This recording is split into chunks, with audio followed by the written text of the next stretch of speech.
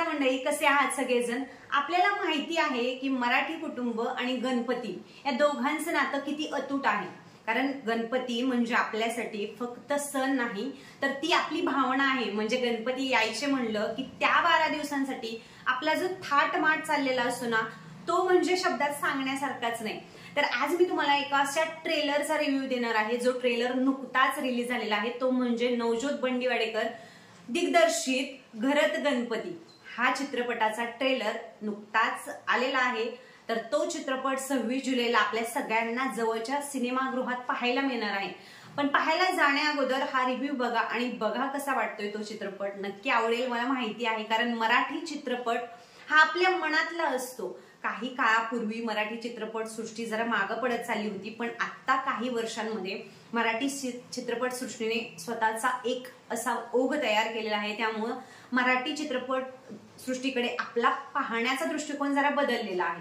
त्यामुळे तर चला रिव्ह्यूला सुरुवात करूया। सगळ्यात पहिलं नवजोत बंडीवाडेकर हे दिग्दर्शक आहेत या चित्रपटाचे, ज्यांचा हा पहिलाच चित्रपट आहे। त्याच्यानंतर याच्यामध्ये मेन लीड ऍक्टर आहेत ते म्हणजे निकिता दत्ता आणि त्याचबरोबर भूषण प्रधान। आता निकिता दत्ता बद्दल बोलायचं झालं तर निकिता दत्ता ही नॉन मराठी म्हणजे अमराठी अभिनेत्री आहे। तर तिचे काही हिंदी चित्रपट आपल्याला पाहायला मिळतात, जसं की कबीर सिंग असेल किंवा मग इतरही चित्रपट आहेत त्यांचे तिचे। त्याच्यानंतर भूषण प्रधान, आता भूषण प्रधान हा मराठीच अभिनेता आहे ज्याचा रे राया सारखा चित्रपट आपण पाहिला असेल किंवा इतरही चित्रपट त्याच्या आहेत मराठीमधले। त्याच्यानंतर अश्विनी भावे आणि अजिंक्य देव, खूप वर्षानंतर ही जोडी आपल्याला पुन्हा एकदा पाहायला मिळणार आहे, तीही एकत्रितपणे। त्यामुळे जर आपण अजिंक्य देव आणि अश्विनी भावेचे फॅन असाल तर नक्की हा चित्रपट पाहायला जा। आता हे झालं कॅरेक्टर बद्दल। इतर सगळे कॅरेक्टर जवळजवळ 14 कॅरेक्टर जे एकत्र कुटुंब पद्धतीत आहेत, तर या 14 कॅरेक्टरच्या अवतीभोवती रेंगाणारा हा चित्रपट आहे। आणि गणपती मराठी कुटुंबाचा एक अविभाज्य घटक आहे, तर त्याच्याबद्दल हा पिक्चर आहे, तर तो पाहायला आपल्या सगळ्यांना नक्की आवडेल।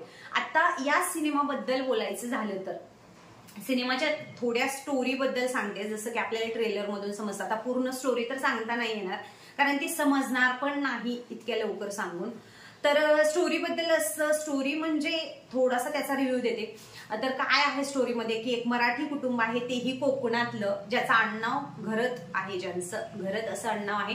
आता 3 पिढ्यांचा हा जो घाट आहे, म्हणजे 3 पिढ्या दाखवलेल्या आहेत, मुलगा, त्यांचे वडील, त्याच्यानंतर त्यांचे वडील, असा 3 पिढ्यांचा हा घाट आहे। तर सगळ्यात पहिला एक जो मुलगा आहे भूषण, त्याच्यानंतर त्याची मैत्रीण जी आलेली असते कोकणातले गणपती पाहण्यासाठी। आता घरत कुटुंबाचा 7 दिवसांचा गणपती असतो, ज्या गणपतीचा घाट एकदम पारंपरिक पद्धतीने आपल्याला पाहायला मिळतो। तुम्ही जर कोकणातले नसाल आणि आपल्याला वेगवेगळ्या प्रकारचे गणपती पाहायचे असतात, वेगवेगळ्या पद्धतीने, गणपती हा एकच असतो सगळ्यांचा, अख्ख्या भारतामध्ये गणपती एकच असतो। पण जसे भाग पाडलेले आहेत, जसे महाराष्ट्राचे आपण पाहायला मिळतं, आपल्याला वेगवेगळे प्रदेश आहेत, वेगवेगळे भाग आहेत, जसं की विदर्भ असेल, मराठवाडा असेल, त्याचबरोबर कोकण असेल, तर या सगळ्यांच्या ज्या पद्धती आहेत सण साजरे करण्याच्या, तर त्या वेगवेगळ्या आहेत। त्याच्यामुळे आपल्याला कोकणातला गणपती पाहायची इच्छा असेल तर हा चित्रपट त्या सगळ्यांसाठीच उपयोगी ठरणार आहे। आणि पारंपरिक गोष्टी म्हणल्या तर भारतात सगळ्याच गोष्टी अगदी पारंपरिक रीतीने व्यवस्थित पार पाडल्या जातात। या घरत कुटुंबातही तसाच सण साजरा केलेला दिसतोय आपल्याला। त्याचबरोबर सांगायचं झालं तर एकत्र कुटुंब पद्धती, भारताची असलेली एक ओळख म्हणजे एकत्र कुटुंब पद्धती आहे। सध्या ती पद्धती जरा वेगवेगळी पडत चालली आहे, तरीही कोकणात जरा थोड्या कमी प्रमाणात ती दिसून येते आपल्याला।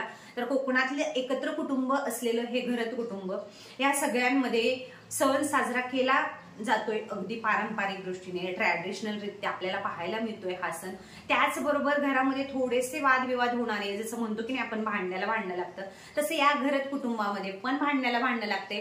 पण आता याच्यामध्ये निकिता दत्ता जी मेन लीड ऍक्टर दाखवलेली आहे, तर तिच्यावरून आता थोडी स्टोरी ही टिपिकल वाटते, गोष्ट थोडीशी टिपिकल आहे, तोच प्रकार आपल्याला पाहायला मिळतो नेहमी चित्रपटांमध्ये, मराठी चित्रपटांमध्ये जास्त पाहायला मिळतो। तर एक अमराठी मुलगी कसं मराठी कुटुंबाला एकत्र बांधण्याचं काम करते हे कदाचित पाहायला मिळणार आहे आपल्याला, तर तेच बघायचे। आता याच्यातली पॉझिटिव्ह थिंग म्हणजे की सगळे कॅरेक्टर आपल्या ओळखीचे आहेत, त्यामुळे चित्रपट बघायला काही वेगळं असं वाटणार नाही।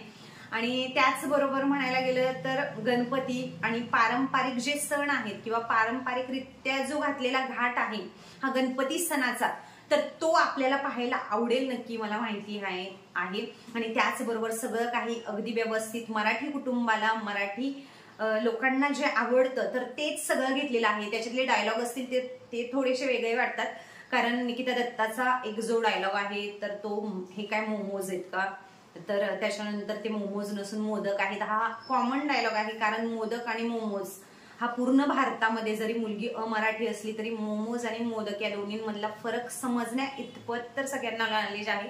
पण ठीक आहे, त्याच्यानंतर हा एक वेगळा भाग पडतो ज्याच्याकडे आपण जास्त नकारात्मकतेनं न पाहता आपण त्याच्याकडं ही वेगळं काहीतरी पाहायला मिळतं, याच्याकडं या दृष्टीनं बघूया. कारण मराठी चित्रपट आहे, मराठी प्रेक्षकांनी त्याला वाव देणं गरजेचं आहे. कारण मराठी चित्रपट सृष्टीकडे लोकांचं लक्ष कमी जातं शक्यतो, त्याच्या काही स्टोरीमुळे असेल, त्याच्या गोष्टीमुळे असेल, किंवा जे एक मराठी लोकांच्याच स्वतःच्या मनामध्ये जे गैरसमज आहेत मराठी फिल्म इंडस्ट्रीबद्दल, तर ते दूर करणं गरजेचं आहे. त्याच्यासाठी आपण मराठी चित्रपटांना जास्तीत जास्त पाहणं गरजेचं आहे, जेणेकरून आपल्याला पण आपली मराठी इंडस्ट्री ही जवळची वाटेल आणि त्याला जरा जास्त असं प्राधान्य दिलं जाईल. तर हे झालं.